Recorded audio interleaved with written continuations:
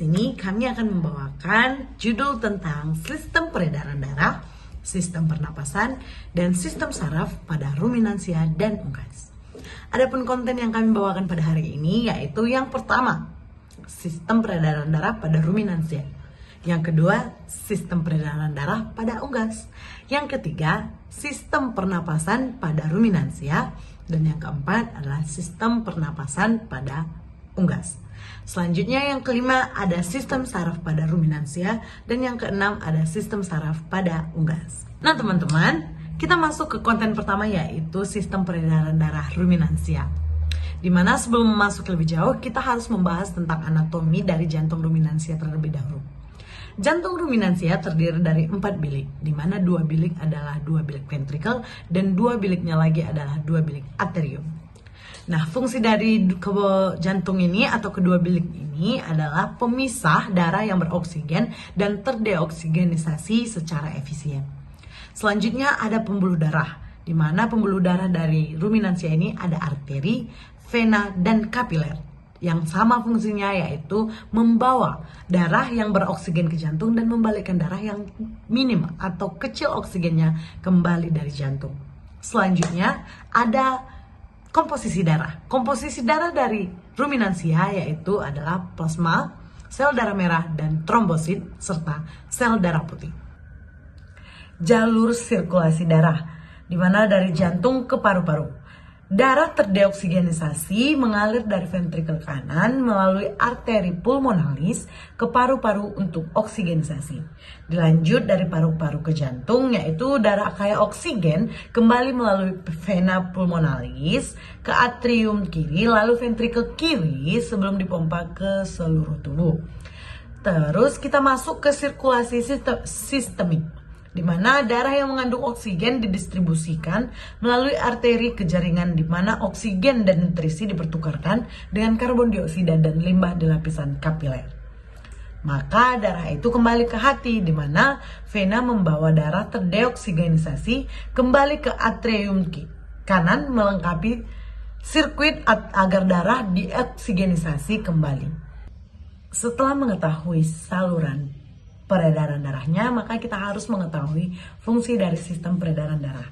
Di mana fungsi dari sistem peredaran darah adalah pengiriman oksigen, yang dimana hemoglobin dalam sel darah merah mengangkut oksigen dari paru-paru ke jaringan, mendukung respirasi seluler dan produksi energi. Selanjutnya distribusi nutrisi, di mana aliran darah mengalirkan nutrisi penting seperti glukosa, asam amino, asam lemak dari sistem pencernaan ke sel-sel di seluruh tubuh.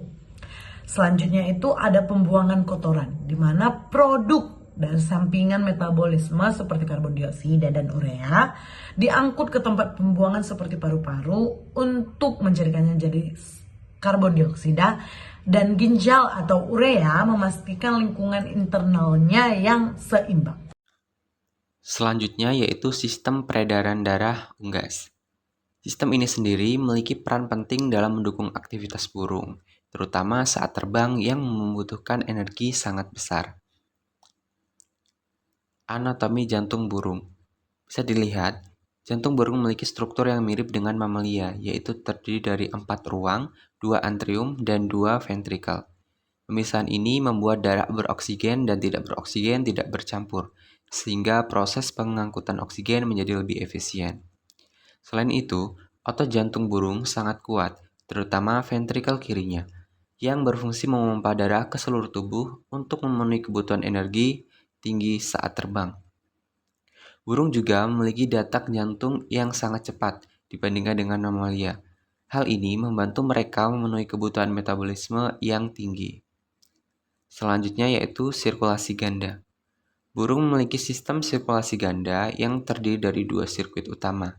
Yang pertama, sirkuit sistematik, membawa darah kaya oksigen dari jantung ke seluruh tubuh. Yang kedua, sirkuit paru, mengalirkan darah miskin oksigen ke paru-paru untuk pertukaran. Keuntungan utama dari sistem ini adalah efisiensi, karena memisahkan darah kaya dan miskin oksigen sehingga mengirimkan oksigen ke jaringan menjadi maksimal untuk mendukung aktivitas tinggi seperti terbang. Selanjutnya yaitu adaptasi untuk terbang.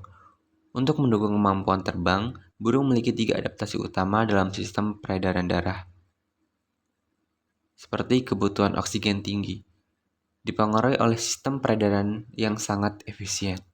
Kedua yaitu tekanan darah tinggi, membantu distribusi cepat oksigen ke seluruh tubuh. Lalu ada arteri ringan, tetapi kuat mendukung efisiensi dan kekuatan struktural saat terbang. Perkenalkan, nama saya Intan Syeba Arif. Di sini saya akan menjelaskan tentang sistem pernapasan pada ruminansia, di mana yang kita dapat lihat yaitu terbagi menjadi 3 anatomi sistem pernapasan pada ruminansia.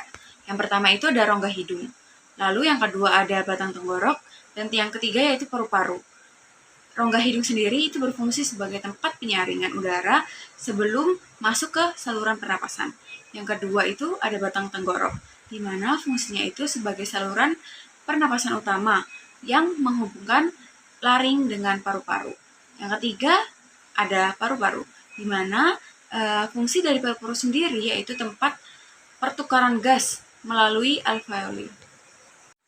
Lanjut ke mekanisme pernapasan pada ruminansia, di mana sistem ini dibagi menjadi 2. Yang pertama ada inspirasi, yang kedua ada ekspirasi. Inspirasi sendiri, diafragma itu akan berkontraksi dan bergerak ke bawah. Sedangkan ekspirasi sendiri, diafragma dan ototnya itu akan berelaksasi. Selanjutnya kita akan membahas tentang pertukaran gas, di mana fungsi dari paru-paru sendiri tadi yaitu sebagai tempat pertukaran gas. Pertukaran gas sendiri ini mengalami 3 proses. Yang pertama itu ada proses transportasi oksigen, di mana di proses ini oksigen dari udara yang dihirup itu akan berdifusi melalui membran alveolus ke dalam kapiler darah. Yang kedua itu ada penghapusan karbon dioksida, di mana karbon dioksida yang dihasilkan ini dalam jaringan akan diangkut kembali ke paru-paru melalui darah, berdifusi dari kapiler ke alveoli untuk dikeluarkan kembali saat menghembuskan napas. Yang ketiga yaitu ada ketergantungan gradien, di mana pertukaran yang efisien ini bergantung pada perbedaan tekanan parsial oksigen dan karbon dioksida antara udara alveolus dan darah. Pada bagian ini kita akan membahas tentang sistem pernapasan pada unggas, khususnya pada burung. Struktur sistem pernapasan burung, di mana struktur pernapasan burung terdiri dari 3 komponen utama. Yang pertama ada kantung udara. Kantung udara pada unggas atau burung memiliki 9 kantung udara yang tersebar di seluruh tubuhnya.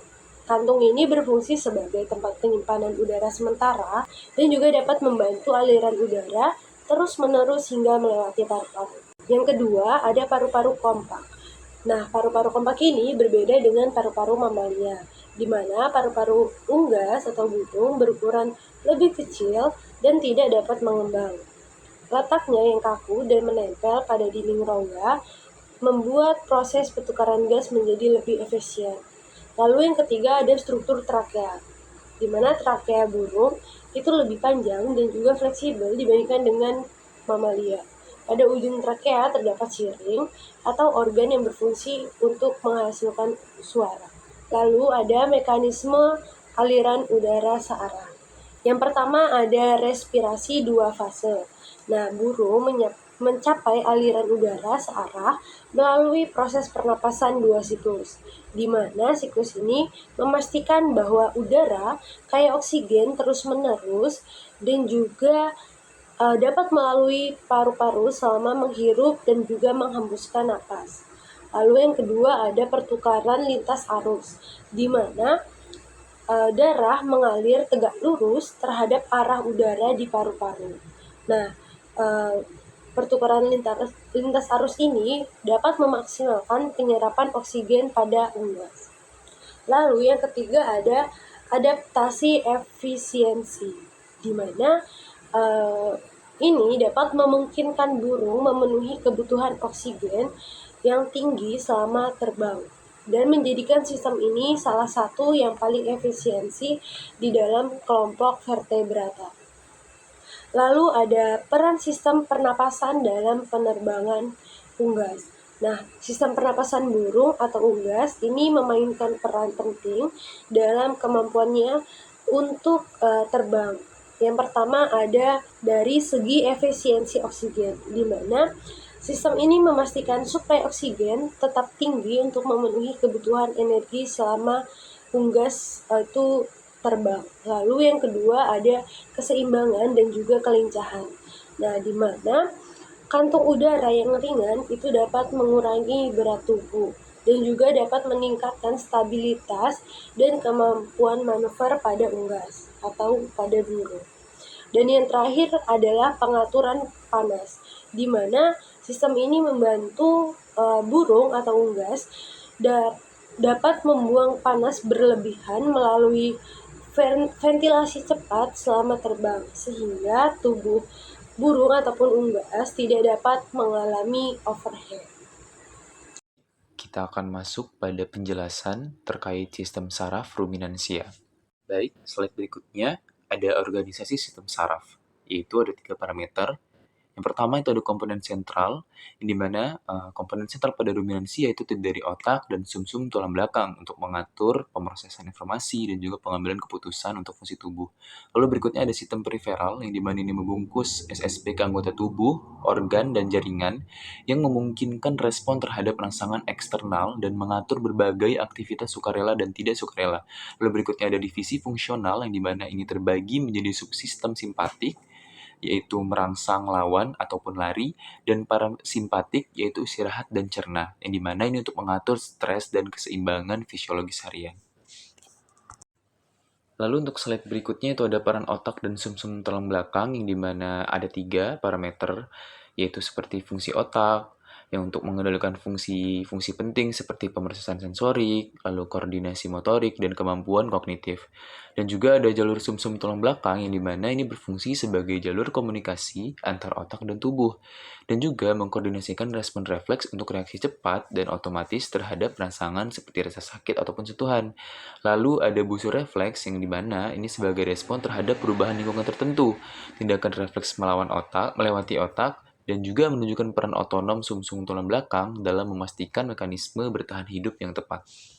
Baik, kita masuk ke slide berikutnya, yang dimana ini ada fungsi sensorik dan motorik dari ruminansia, yaitu ada 3. Yang pertama, masukan sensorik, yang dimana ini khusus untuk mendekati rangsangan, misalnya seperti suhu, tekanan, dan juga nyeri, dan mengirimkan sinyal ke sistem saraf pusat, yang memungkinkan hewan ruminansia untuk merasakan dan merespon lingkungan sekitarnya.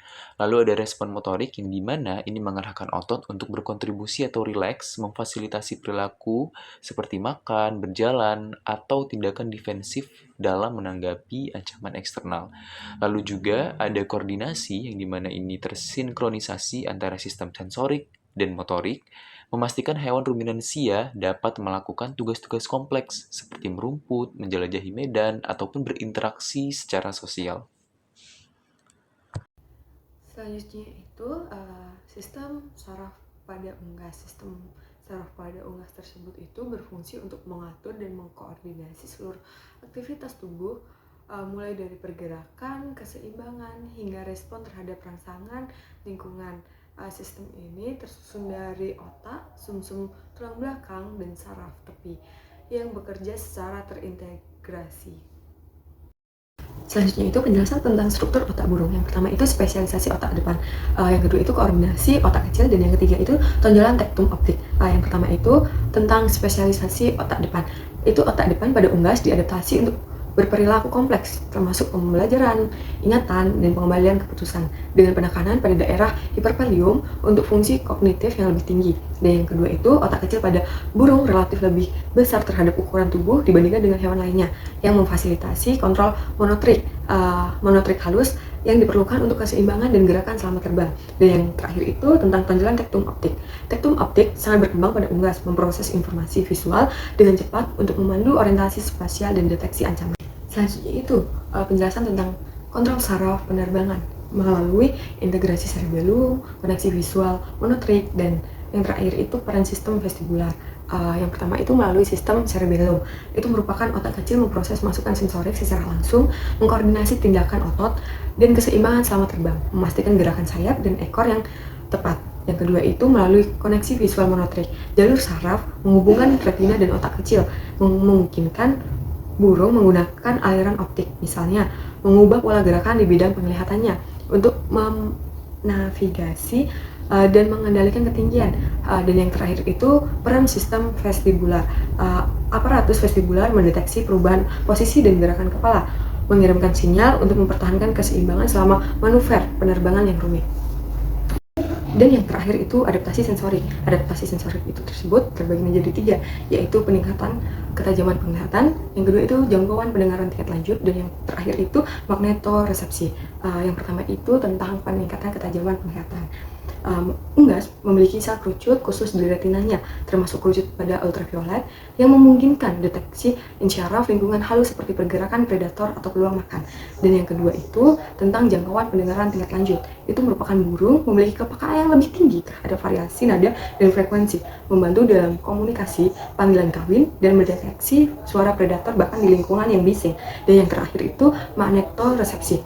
Beberapa spesies seperti unggas menggunakan medan magnet untuk berorientasi spesial dan navigasi. Adaptasi penting untuk migrasi atau pergerakan melintasi medan yang tidak dikenal. Itu merupakan penjelasan tentang sistem pencernaan unggas dan ruminansia. Sekian dari kelompok kami. Terima kasih. Selamat.